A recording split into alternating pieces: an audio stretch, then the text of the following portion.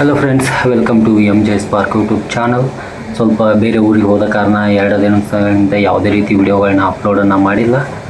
ಹಾಗಾಗಿ ಇವತ್ತು ಮತ್ತೆ ಒಂದು ಹೊಸ ನೇಮಕಾತಿ ಜೊತೆ ಬಂದಿದ್ದೀನಿ. ಅದು ನೇಮಕಾತಿ ಯಾವುದಂದರೆ ಫಾರ್ಮಸಿ ಆಫೀಸರ್ ಮತ್ತು ನರ್ಸಿಂಗ್ ಆಫೀಸರ್ ಅನ್ನೋಂಥ 2 ಹುದ್ದೆಗಳಿಗೆ ನೇಮಕಾತಿಯನ್ನು ಮಾಡ್ತಾ ಇದ್ದಾರೆ. ನರ್ಸಿಂಗ್ ಮತ್ತು ಫಾರ್ಮಸಿ ನೇಮಕಾತಿ 2026ರ ಸಂಕ್ಷಿಪ್ತ ಮಾಹಿತಿಯನ್ನು ಈ ವಿಡಿಯೋದಲ್ಲಿ ತಿಳಿಸೋದಕ್ಕೋಸ್ಕರ ವಿಡಿಯೋನ ಮಾಡಿದ್ದೀನಿ. ವಿಡಿಯೋನ ಕೊನೆವರೆಗೂ ನೋಡಿ, ಅಂದರೆ ಸಂಪೂರ್ಣವಾದಂಥ ಮಾಹಿತಿ ಸಿಗುತ್ತೆ. ಒಟ್ಟು ಹುದ್ದೆಗಳಿರೋದು 233 ಹುದ್ದೆಗಳಿದ್ದಾವೆ. 181 ಮುಖ್ಯ ವೃಂದ, ಹಾಗೆ 45 ಕಲ್ಯಾಣ ಕರ್ನಾಟಕಕ್ಕಿವೆ. 233 ಹುದ್ದೆಗಳಿಗೆ ಅಪ್ಲಿಕೇಶನನ್ನು ಬಿಟ್ಟಿದ್ದಾರೆ pharmacy officer and nursing officer ಹುದ್ದೆಗಳಿಗೆ.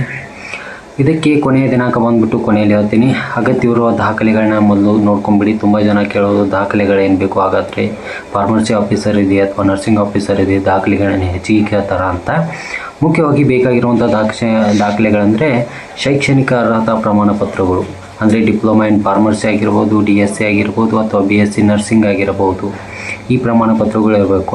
ಇನ್ನು Karnataka nursing council, pharmacy council ನೋಂದಣಿ ಪ್ರಮಾಣ ಪತ್ರ ಇರಲೇಬೇಕು ಕಡ್ಡಾಯವಾಗಿ.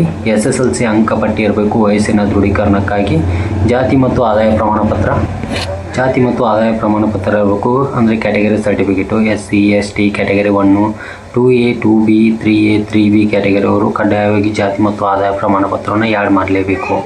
ಹಾಗೆ 371J ಕಲ್ಯಾಣ ಕರ್ನಾಟಕ ಪ್ರಮಾಣ ಪತ್ರ ಅನ್ವಯಿಸಿದ್ದಾರೆ. ಇದು ಕಲ್ಯಾಣ ಕರ್ನಾಟಕದ ಅಭ್ಯರ್ಥಿಗಳಿಗೆ. ಹಾಗೆ ಒಂದು ಪಾಸ್ಪೋರ್ಟ್ ಅಳತೆಯ ಫೋಟೋ ಮತ್ತು ಅದರ ಜೊತೆಗೆ ಒಂದು ಸಹಿ. ಇನ್ನು ನಿಮ್ಮ ಗುರುತಿನ ಚೀಟಿಗಾಗಿ ಆಧಾರ್ ಕಾರ್ಡ್ ಅಥವಾ ವೋಟರ್ ID, ಆಲ್ಮೋಸ್ಟ್ ಆಧಾರ್ ಕಾರ್ಡನ್ನು ಯೂಸ್ ಮಾಡಿ. ಇದಕ್ಕೆ ಬೇಕಾಗಿರುವಂಥ ಮುಖದ ದಾಖಲೆಗಳು ಇಷ್ಟು: ಡಿಪ್ಲೊಮಾ ಇನ್ ಫಾರ್ಮಸಿ ಆಗಿರ್ಬೋದು, ಅಥವಾ DSc ಅಥವಾ BSc ನರ್ಸಿಂಗ್ ಆಗಿರಬೇಕು. ಕರ್ನಾಟಕ ನರ್ಸಿಂಗ್ ಕೌನ್ಸಿಲ್ ಅಥವಾ ಫಾರ್ಮಸಿ ಕೌನ್ಸಿಲ್ ನೋಂದಣಿ ಪ್ರಮಾಣ ಪತ್ರ ಇರಲೇಬೇಕು. SSLC ಅಂಕಪಟ್ಟಿ ಇರಬೇಕು. ಜಾತಿ ಮತ್ತು ಆದಾಯ ಪ್ರಮಾಣ ಪತ್ರ ಇರಬೇಕು.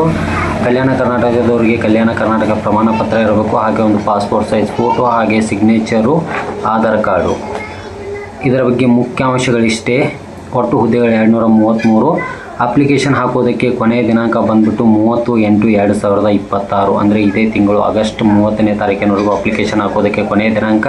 ಹಾಗೆ ಪೇಮೆಂಟ್ ಮಾಡೋದಕ್ಕೆ ಕೊನೆಯ ದಿನಾಂಕ 31/8/2026, ಅಂದರೆ ಆಗಸ್ಟ್ 31 ಕೊನೆಯ ದಿನ. ಈ ತಿಂಗಳ ಕೊನೆಯದಾಗಿರುತ್ತೆ ಪೇಮೆಂಟ್ ಮಾಡೋದಕ್ಕೆ. ಅಪ್ಲಿಕೇಶನ್ ಹಾಕೋದಕ್ಕೆ 30 ಕೊನೆಯ ದಿನಾಂಕ. ಈಗೆಲ್ಲ ಯಾರ್ಯಾರೆಲ್ಲ ಈ ಒಂದು ನೇಮಕಾತಿಗೆ ಎಲಿಜಿಬಲ್ ಇದ್ದೀರಲ್ಲ ಅಂಥವ್ರು ಆದಷ್ಟು ಬೇಗ ಅಪ್ಲಿಕೇಶನನ್ನು ಹಾಕಿ ಪೇಮೆಂಟನ್ನು ಮಾಡ್ಕೊಳ್ಳಿ.